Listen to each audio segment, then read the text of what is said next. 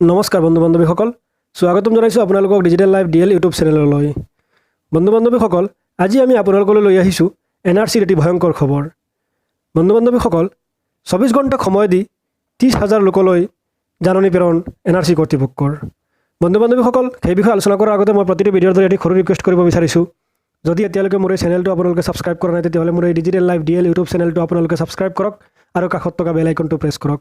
বেল আইকনটো press কৰিলে আমি আমাৰ চেনেলত ভিডিঅ' আপলোড কৰাৰ লগে লগে আপোনালোকৰ মোবাইলত নটিফিকেশ্যন বাজি উঠিব আৰু সকলোৰে আগত চোৱাৰ সুযোগ পাব।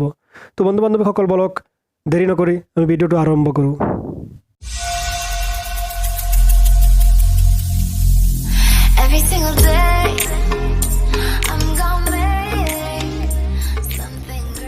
বন্ধু বান্ধৱীসকল আজি আমাৰ ভিডিঅ'টো হৈছে এনআৰচিৰ এটা ভয়ংকৰ খবৰ আৰু সেই খবৰটো হৈছে 24 ঘণ্টাৰ সময় দি 30,000 লোকলৈ জাননী প্ৰেৰণ কৰিছে এনআৰচি কৰ্তৃপক্ষই। এনআৰচি কৰ্তৃপক্ষৰ নিৰ্দেশনাক লৈ গৰৈমাৰী নগৰবেৰা চমৰীয়াত হাহাকাৰ। হাজেলা মুৰ্দাবাদ দবনিৰে দক্ষিণ কামৰূপত বিক্ষোভ। প্ৰতিবাদী লোকৰ দাবী শুনানিৰ নামত বাৰম্বাৰ হাৰাশাস্তি কৰাৰ পৰিৱৰ্তে আমাক গুলিয়াই মাৰক। বহিৰ্ভূত শ লোকলৈ জাননী।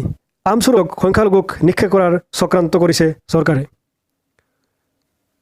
চূড়ান্ত ৰাষ্ট্ৰীয় নাগৰিকপঞ্জী এনআৰচি প্ৰকাশৰ দিন চমু চাপি অহাৰ সময়তে ইয়াৰ শুনানি প্ৰক্ৰিয়াক লৈ সৃষ্টি হৈছে হাহাকাৰ পৰিস্থিতি।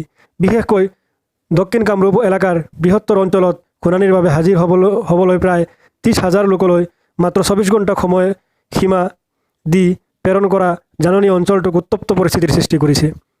এনেদৰে জাননী লাভ কৰা লোকসকলে এনআৰচি কৰ্তৃপক্ষক এনেধৰণে কাৰ্যক ষড়যন্ত্ৰমূলক আখ্যা দিয়াৰ লগতে ইয়াৰ প্ৰতিবাদী কাৰ্যসূচী গ্ৰহণ কৰিছে।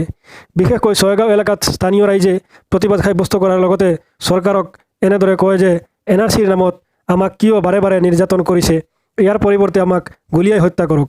উল্লেখযোগ্য যে 31 আগষ্টত প্ৰকাশ পাবলগীয়া চূড়ান্ত এনআৰচিৰ বাবে নাগৰিকপঞ্জী কৰ্তৃপক্ষই তৎপৰতাৰে কামখিনি সম্পূৰ্ণ কৰিবলৈ ব্যৱস্থা গ্ৰহণ কৰিছে। সেয়েহে ইয়াৰ বাবে বিভিন্ন লোকলৈ প্ৰেৰণ কৰা হৈছে শুনানিৰ জাননী। সেইমতে কামৰূপ জিলাৰ বকো ছয়গাঁও অঞ্চলৰ নগৰবেৰা গৰৈমাৰী আৰু চমৰীয়াৰ ৰাজচক্ৰ এলেকাৰ বিভিন্ন গাঁৱত প্ৰায় 30,000 লোকলৈ জাননী প্ৰেৰণ কৰা হৈছে। এই গাঁওসমূহৰ ভিতৰত আছে নগৰবেৰা, টোপামাৰী, ৰঙাপানী, জামলাই, কল্যাণপুৰ, খুনতলি, কালাতলি, চমৰীয়া, মালবাৰী, জাউকাটা, বগৰীগুৰি, ডেকাচাং ইত্যাদি। তেওঁলোকক শিৱসাগৰৰ গোলাঘাট, নগাঁও, যোৰহাট, দৰং, তিতাবৰ, চৰাইদেউ, হোজাই, কামৰূপ আদি স্থানত হাজিৰ হ'বলৈ কোৱা হৈছে। কিন্তু এই স্থানীয় ৰাইজে অভিযোগ কৰা মতে তেওঁলোকে এই জাননীৰ নিৰ্ধাৰিত শুনানিৰ দিন এদিন পূৰ্বে লাভ কৰিছে। অৰ্থাৎ মাত্ৰ 24 ঘণ্টাৰ সময়ৰ ব্যৱধানত তেওঁলোকে কেইবা শ কিলোমিটাৰ দূৰত থকা শুনানি কেন্দ্ৰত হাজিৰ হ'বলৈ নিৰ্দেশ দিয়া হৈছে। অথচ এই কাম উক্ত অঞ্চলত বসবাস কৰা গৰিষ্ঠ সংখ্যক জনগণৰ বাবে সম্ভৱপৰ নহয়। তদুপৰি শেহতীয়া বানে বিপৰ্যস্ত কৰা ৰাইজে এতিয়াও স্বাভাৱিক জীৱন যাত্ৰা আৰম্ভ কৰিব পৰা নাই। এনে অৱস্থাত বান বিধ্বস্ত লোকসকলে হঠাতে মাত্ৰ 24 ঘণ্টাৰ ব্যৱধানত শুনানিৰ বাবে শ কিলোমিটাৰ অতিক্ৰম কৰি হাজিৰ হোৱা সম্ভৱপৰ নহয়। সেয়ে এই বিষয়টোক লৈ অঞ্চলটোৰ ৰাইজে স্বাভাৱিকতে এনআৰচি কৰ্তৃপক্ষৰ বিৰুদ্ধে তীব্ৰ অসন্তুষ্টি প্ৰকাশ কৰিছে। স্থানীয় ৰাইজে অভিযোগ কৰা মতে নগৰবেৰা আৰু চমৰীয়া ৰাজচক্ৰৰ ক্ৰমে 3,500 আৰু প্ৰায় 22,000 লোকলৈ প্ৰেৰণ কৰা হৈছে জাননী। এই লোকসকলৰ সৰহভাগেই দুখীয়া খাটি খোৱা লোক। সেয়েহে তেওঁলোকে এনআৰচিত কৰ্তৃপক্ষক এনে কাৰ্যৰ বিৰুদ্ধে প্ৰতিবাদী কাৰ্যসূচী ৰূপায়ণ কৰে। বন্ধু বান্ধৱীসকল আজি আমাৰ ভিডিঅ'টোৰ মূল বিষয়বস্তু এইটো আছিলে যে এনআৰচি কৰ্তৃপক্ষই 24 ঘণ্টা সময় দি 30,000 লোকলৈ এনআৰচি শুনানিৰ বাবে জাননী প্ৰেৰণ কৰিছে। বন্ধু বান্ধৱীসকল যদি আমাৰ এই ভিডিঅ'টো আপোনালোকে ভাল পায় তেতিয়াহ'লে আপোনালোকৰ বন্ধু বান্ধৱীলৈ ভিডিঅ'ৰ লিংকটো শ্বেয়াৰ কৰক আৰু আনকো জানিবলৈ সুযোগ দিয়ক।